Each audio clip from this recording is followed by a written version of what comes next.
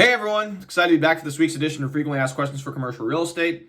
In today's video, what I thought I'd do is address something that is commonly misinterpreted, especially those who are just getting into their entrepreneurial journey and looking to lease commercial space. And that is net leases. Now, in residential real estate, if you were to rent an apartment, for example, generally speaking, you just pay a flat rent and you would pay your utilities and internet service and whatever else. However, in commercial real estate, in a lot of instances, there's other components of the lease or the building expenses that you're responsible for, and that is commonly known as net leases. So today what I thought I'd do is talk about the three types of net leases, really four types of net leases, so that you understand as you start reviewing different commercial leasing opportunities what your responsibility will be over the course of your term. So to start off, the first type of net lease is the single net lease, and this is commonly pictured within the listing as a single N. What this means is that you're actually going to be responsible for your pro-rata share of taxes for the building. Pro-rata share meaning that if the building's 8,000 square feet and you occupy 2,000 square feet of that building, you're going to be responsible for 25% of that tax bill for that building. This is commonly seen in the retail space primarily, but again, you're still going to be responsible for your utilities, your phone bill, your internet uses, whatever that you're utilizing for your business, you're still going to be responsible for. And then the property owner is going to be responsible for all other related building expenses and general maintenance of the building. So that's number one, is net leases. Number two is double net leases. And this is commonly referred to in commercial listings as a double N.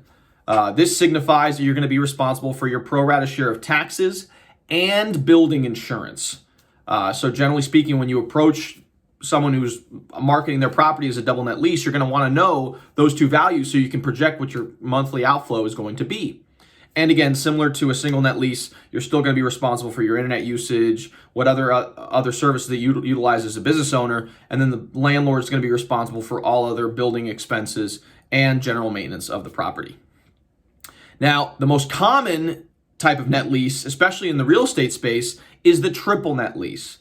This is commonly referred to in commercial listings as a triple N. So you'll see three N's right next to each other. And what this signifies is that you're responsible for your pro rata share of property taxes and insurance, and also responsible for the general maintenance of the building.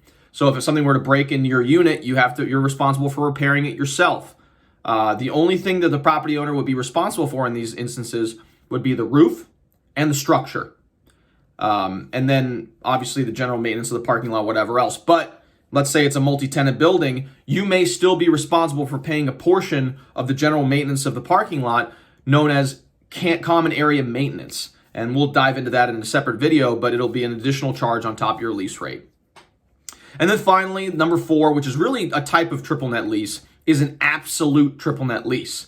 Now, this means that you, as the tenant, are responsible for everything, including the roof and the structure. So the landlord is not going to do almost anything related to the building. You're going to usually see this in single tenant net lease investment opportunities, such as Walgreens, and various other types of opportunities like AutoZones and KFCs, etc.